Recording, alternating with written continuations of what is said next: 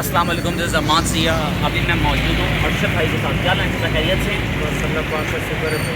अर्शद भाई अभी रात के तकरीबन 10 बजे हाँ, और आपका केलों का जो ये है स्टॉल माशाल्लाह से ज़बरदस्त नज़र आ रहे हैं, भरा हुआ है। हाँ। वजह क्या सुबह से क्या फरोख्त नहीं हुआ या क्या नहीं हुआ? बिक्री नहीं हो रही, लोग खरीद नहीं रहे बस। नहीं खरीद रहे? क्या दर्जन दे रहे हो? ये दर्जन दे रहे हो 180, 150, 60 रुपये, 50 रुपये दर्जन। 50 रुपये दर्जन? हाँ, 50 रुपये वाले कौन से दर्जन है यार? दिखाओ ज़रा 50 वाले दर्जन।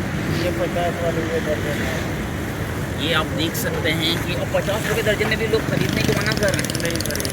नहीं खरीद रहे। हाँ, महंगाई का असर आए इसका मतलब? बहुत ज़्यादा महंगाई का असर है।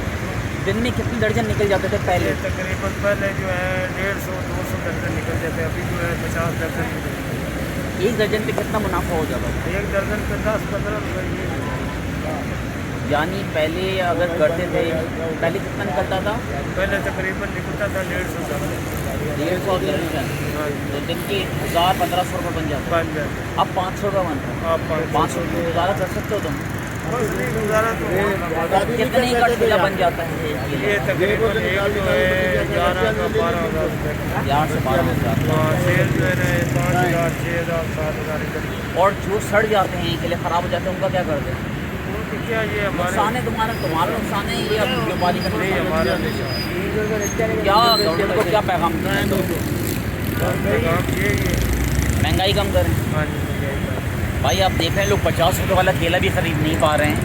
आप देखिए इससे अंदाज़ा हो सकता है मुल्क की माशियत को लगने वाले। फिर जमान थैंक यू।